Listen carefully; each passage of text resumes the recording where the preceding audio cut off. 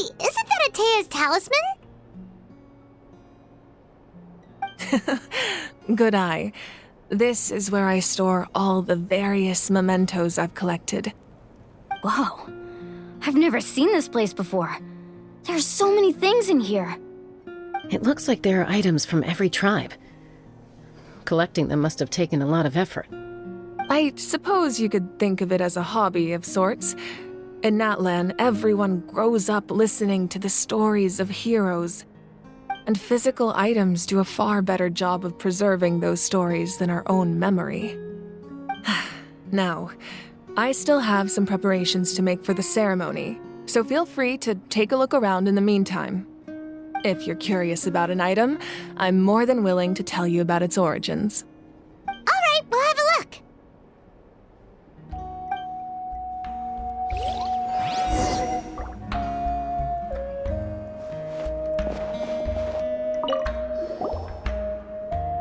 Whoa, that belt is bigger than Paimon's head! The Collective of Plenty are known for their bodybuilding competitions and contests of strength. This belt is a symbol of great honor within the tribe. The association with strength might also have been the reason the original belt was extremely heavy. It was difficult for even 2 people to lift. And even if a warrior had the strength to put it on, wearing it for any length of time would still leave them gasping for breath. Sounds like it. So the owner of the original belt, Kitera, commissioned a craftsman to make a copy identical in appearance but far lighter in weight. That is the belt you see before you. He would often wear this version when training in order to protect his waist. Or he made a lighter version so he could wear it all the time and show it off.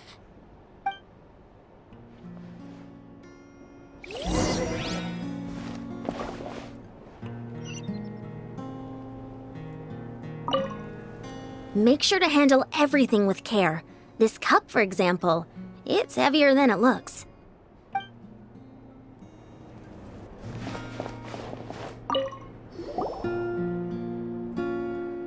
There are so many jars and potions around here. Do they have anything to do with alchemy? No, those belong to the Masters of the Nightwind. They're ceremonial tools used to amplify the ability to communicate with the Night Kingdom and the Wyab. Yamaya is an expert in this field, and she taught me a lot. Even though she appears stoic and serious, she actually has a keen sense of humor. The tools you see here are quite traditional. Her students found them outdated, so she passed them on to me. The contents of the jars aren't all that special. Oh, except the big jar in the middle. That's what she really wanted to give me. Ooh, must be something really cool. What's inside? Grape juice. Huh? It's quite tasty, although probably expired by now.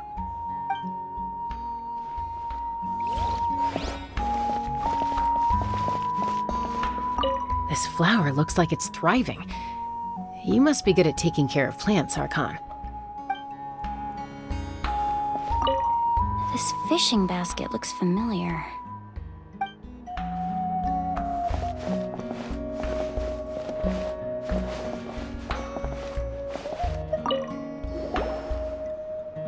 Hey, there's a fishing rod here. It must have belonged to the people of the springs. That's right. It belongs to a legendary fisherman named Matavaru.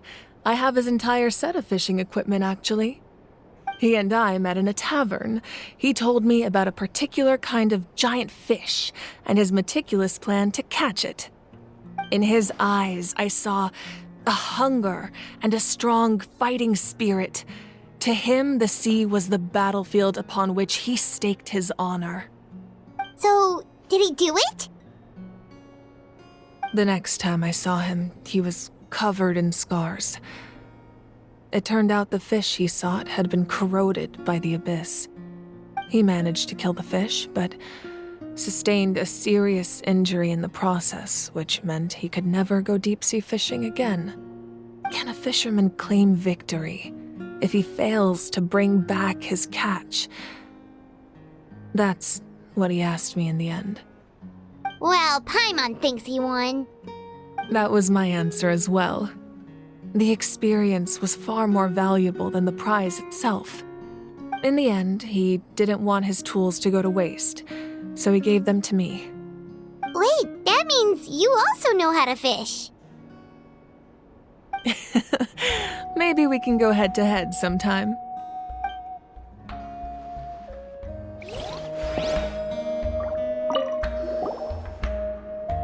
This is Atea's talisman. I'm sure you're familiar with this one already. Atea was rarely ever without it. The talisman brought her a lot of luck in battle.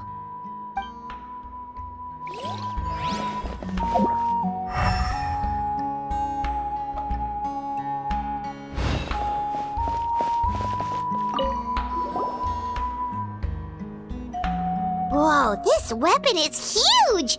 Which tribe did it belong to? Ah, that weapon belonged to Tenoch, a hero from 500 years ago. Strictly speaking, he didn't belong to any single tribe. That's because even before the disaster with the Abyss broke out, he had already been exiled. Exiled? It was a punishment imposed out of necessity, but he accepted it all the same. He believed it was what he deserved. When the Abyss attacked, the tribes found themselves in urgent need of a powerful figure to lead them into the battle, and there was no one more courageous or resolute than him. He united the 6 tribes and accomplished great feats throughout the war. Ultimately, he perished, and because he had already lost his ancient name, the Ode of Resurrection was unable to bring him back. And so, he was laid to rest, alongside the countless warriors and civilians who lost their lives, buried in the soil of his native land. Wow, he sounds like a true hero. Indeed, even now his story is told throughout the land.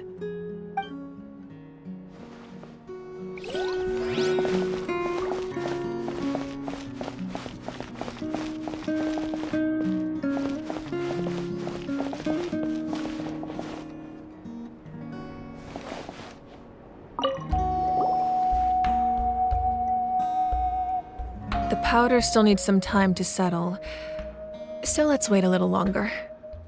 Well, what do you think of my collection? Do you feel like you have a better understanding of Natlan's culture now? Yeah, if each item represents a different story, seems like Natlan's really been through a lot. Does every item hold a special memory, just like Atea's talisman? That's right. The items in my collection actually serve a similar purpose to the ancient names passed down among the tribes. They demonstrate the true shape of time. The shape of time? Most people perceive time as a linear concept, almost like a straight line that can only move forward.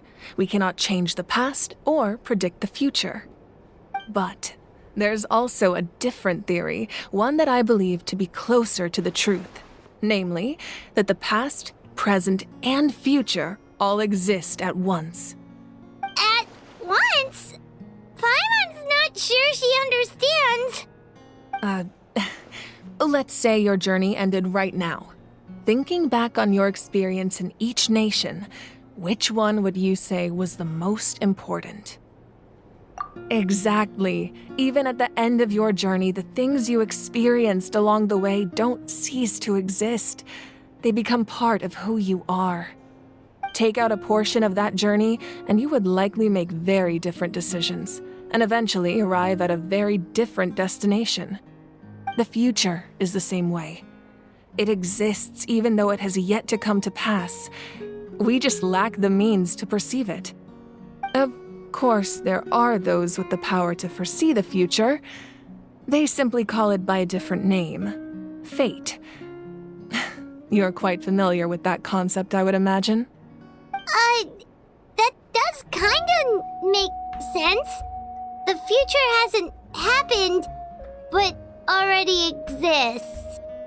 Humanity excels at living in the present, but too often we forget the past and neglect the future. while the pilgrimage and the Night Warden Wars lead us to a better future. Only by uniting the people of Natlan across countless eras can we fight back against an enemy as formidable as the Abyss. To come up with such a set of rules, the first Pyro Archon must have possessed a level of insight I can only imagine. That's correct. At first, he was a mortal man with no special power. After he ascended to the Divine Throne, he used it to borrow power from the heavens and establish the rules of Natlan. Namely, a framework through which ordinary people can ascend to Archonhood. By holding the pilgrimage, we're able to determine the strongest among us, and when that person ascends to the Divine Throne, their inner flame will awaken. In addition, the Sacred Flame will grant them significant knowledge and memory of this land. After all, that's how I came to know everything I just told you. So, it all comes down to the power of the Divine Throne and the rules. Wait, is that a family portrait? Yes, that's my mother, father, younger sister, and the little saurians we raised. I turned a piece of my dad's leather armor into a canvas and commissioned a famous artist to paint our likeness. Your sister is so cute! It looks like the two of you are really close. Paimon was having a hard time thinking of an Archon as an ordinary person, but seeing this portrait, it kind of makes sense now. It really doesn't look like there was anything special about you before. Oh, wait, is Paimon allowed to say that? A little late for that question, don't you think? Sorry! Paimon's so sorry! Paimon's mouth works faster than her brain sometimes! It's all right. I'd never get upset over something like that. No matter what others may say, my past is a precious part of my identity. I'm forever proud of the life I used to lead. Becoming the Archon doesn't mean you sever ties with your family. The position just comes with a lot of responsibilities, so it impacts how often you get to see them. My father made the most delicious stew, so my sister would often bring me a large pot of his cooking, and we would sit on a blanket and eat it together. One time, we didn't close the door securely, and the saurians we were raising ran into the room and knocked over the entire pot. My sister immediately burst into tears. The two troublemakers were going for the meat, but when they saw my sister's distress, they froze on the spot. I still remember the way they laid there, sulking like a pair of children, even after making such a mess. It was frustrating, but in the end, all I could do was comfort my sister and move on. Wow. Isn't that what being a family is all about? I think about that story a lot, actually. As the Archon, I made a vow to defend this nation, and experiences like that, they remind me exactly what I'm trying to protect. Well, what happened after that? This portrait looks pretty old. Your sister must be all grown up by now, right? I believe she ended up working as an architect and artist. She built many houses and crafted many beautiful works of art. Anyway, that's enough about me. Now that the powder is settled, we can begin. Ian-san, Mulani, Chaska, over here, please. Place the ancient name up there, and then we'll begin.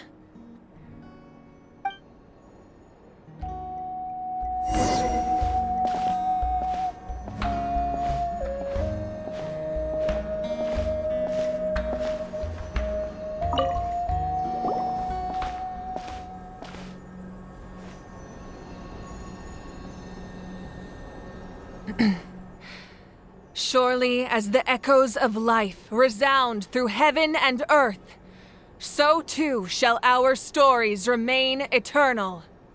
Ancient name, take us to your fated bearer. Allow her to answer our call.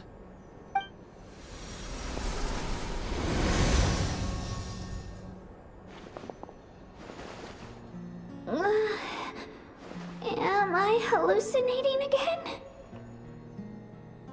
Kachina, are you okay? Huh? I'm seeing things, am I? Is the Abyss playing tricks on me again? It's okay, Kachina. It's just us. We're trying to find a way to bring you back. Everyone, you have to listen to me.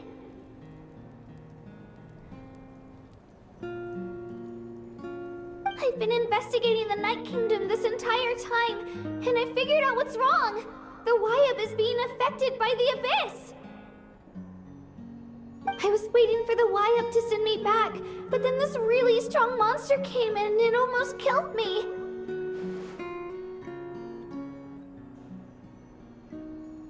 The Wyab saved me, even though its power is weakening, so I've been hiding from the monsters while trying to find a way to help. The Night Kingdom has become a huge mess, though. I keep hearing these awful sounds and seeing really horrible things. Don't listen to those sounds, Kachina. The Abyss is trying to strip you of your sanity. All you need to do is stay safe and wait for us. We'll be there shortly. It's okay.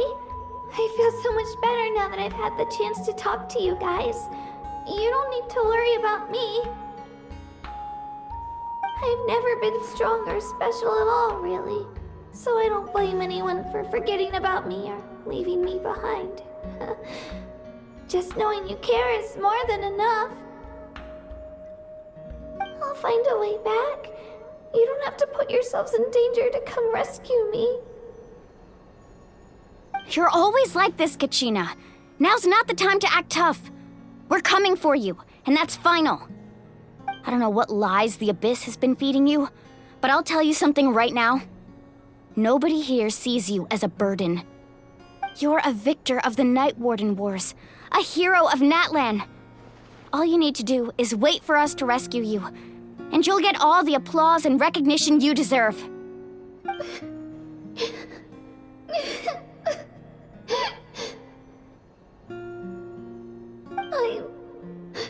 I'm really scared. Everything's so dark and creepy here. And I want to go home. Still, I don't want you to put yourselves in danger because of me. I don't want to hold anyone back ever again.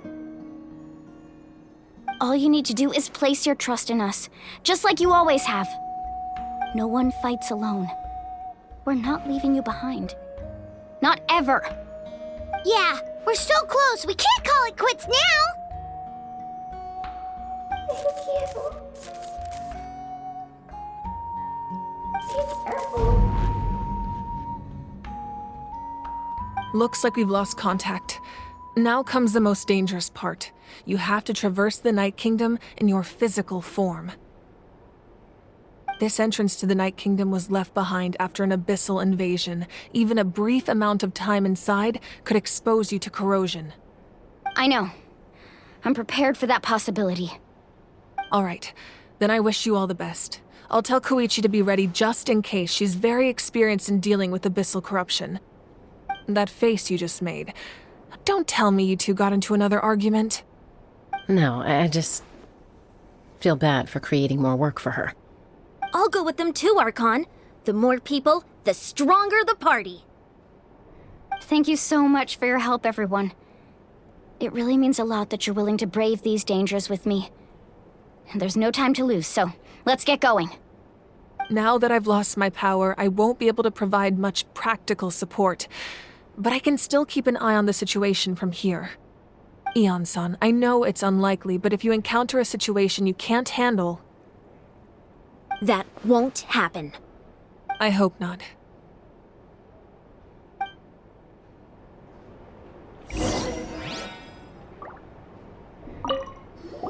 Be careful out there.